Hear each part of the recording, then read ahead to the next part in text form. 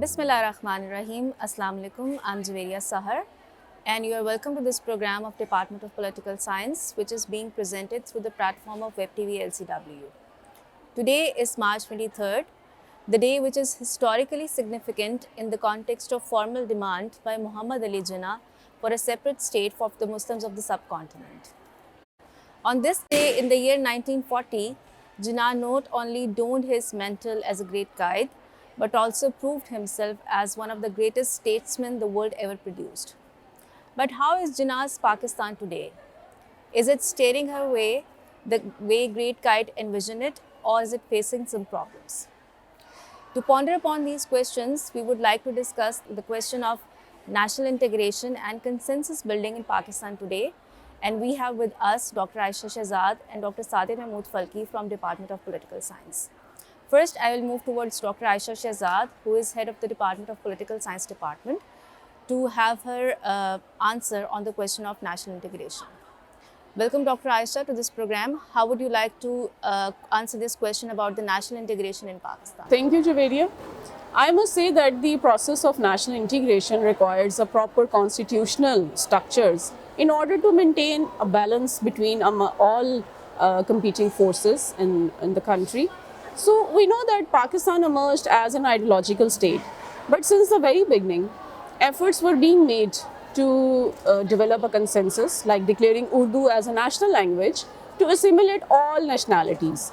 But soon it was realized that bilingual formula was comparatively better.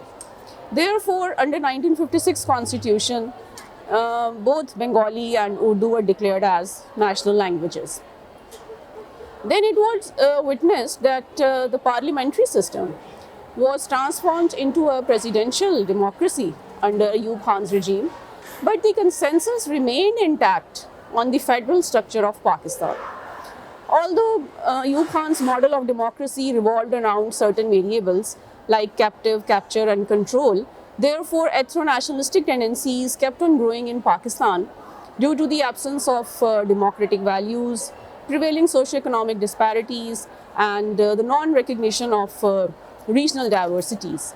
And ultimately, it resulted into the disintegration of the Federation of Pakistan in 1971. So this unfortunate incident left indelible impact upon the minds of the people of Pakistan. However, later on, another consensus was developed in the form of 1973 Constitution, which again laid a foundation for parliamentary democracy in Pakistan. But again, the loopholes in its implementation generated multiple issues of centrifugal forces prevailing in different provinces, like we observed ethnic movements in Balochistan, NWFP and Sindh. So I must say that the quest for democracy was always there during the later decades, during 1980s and 1990s as well. Then another consensus was developed in a form of 18th Amendment in 2010 between centre and provinces regarding resource sharing. So now, under the current prevailing situation, when the political turmoil is going on in Pakistan, I think there is a substantial need for consensus building, and there is a need to ensure civilian supremacy over the non-elected institutions. And there is also a need for proper and comprehensive process of transformation to inculcate the culture of democracy, tolerance and patience through proper national action program, where the process of political socialization, all the components of the society, education institutions, civil society, they can play their due role. And third important thing is to ensure democratic sustainability through an electoral process. So I think these are some of the important measures which must be realized by the state authorities. Thank you. Thank you, Dr. Aisha, for your comments. And now I will move towards our another guest, Dr. Sadeh Mahmood Falki. Welcome, Dr. Falki, to the program. How would you like to build your narrative on the question of the consensus building in Pakistan? Thank you very much, Mr. Veria. Pakistan Day is celebrated on March 23rd every year. The celebration of this day is to honor the moment when Pakistan resolution was adopted in 1940. And this was a great reflection of the determination of Muslims of subcontinent to establish a separate state on the principle of socio-economic justice. Historically, till the date, there are two larger consensus in Pakistan. First consensus was on two-nation theory, where majority of Muslims, apart from practicing a religion into their personal life, largely believed that they were different from the rest of the communities in United India. The second consensus was when Pakistan was declared as a parliamentary democracy and a federal country under the Constitution of 1973. Now, country is about to complete 76 years of its existence, so therefore the challenges and its resolutions have been changed significantly. With passing time, state discourses and ideologies keep evolving and changing.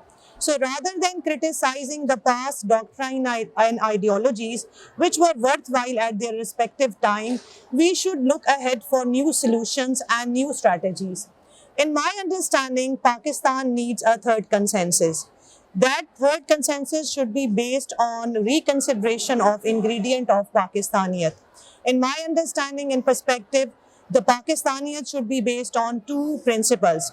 First is the certainty of fundamental rights, which are already reflected and constitutionally guaranteed by the Constitution of 1973. But unfortunately, these fundamental rights are neither politically advocated nor reflected into public policy making. So the result is that the policies did not emerge as pro-people policies. The second ingredient of Pakistaniyat should be based on the acceptance of diversity as a core principle of Pakistani nation, and policy makers should have a clear understanding that Pakistani nation have different identities based on linguistic, ethnic, territorial, cultural. So the collective could be based on assertion of fundamental rights. We know very well that Pakistani society is already divided on different lines. And in the backdrop of increased religious radicalization, it is neither politically or nor socially wise to direct our critique on religion. Rather, we can employ the Islamic identity of Pakistani state for the betterment of its people. And underlying reason is that socio-economic justice is very much central to the execution of an Islamic state. In fact, it is the prime task of an Islamic state. So the intent of Pakistani state being an Islamic one is to facilitate its people to live their life without the subjugation and fear rather than monitoring. So the monitoring aspect of Pakistani state should focus on having checks on crime, discrimination and injustice. I also want to clarify that Islam does not provide the equality of right, unlike the Western conceptualization of right. Rather, it aims to balance the society by providing different category of rights to different section of society as per their vulnerabilities. So it means that Pakistani state can provide equal access to everyone to well-being, to health, to wealth and equality of opportunity. On the other hand, through the principle of equity, it can also take responsibility of marginalized section of Pakistani society. For example, women, transgender, children, old age people, religious minorities who do not have much say or voice in the public policy making process. So I would like to conclude my argument that without socio-economic justice, the process of Islamization remained futile in Pakistan, and it served only the vested interest of powerful individuals, powerful groups and institutions. And without incorporating the mechanisms, strategies and means to ensure socio-economic justice, the constitutional guarantees, the fundamental rights will remain ineffective and justice will not prevail. And there would be more probability of widening the gap between the state and society, which would be great threat for the security of Pakistan. Thank you very much. I would like to thank to Dr. Aisha Shehzad and Dr. Sadeh Mahmood Falki for their precise but holistic answers. And to conclude, I must say that now it's the high time for the Pakistan to look into its problem and to deal with the problem of national integration and consensus building with rejuvenated spirit of self-determination. Thank you very much. Pakistan, Zindabad.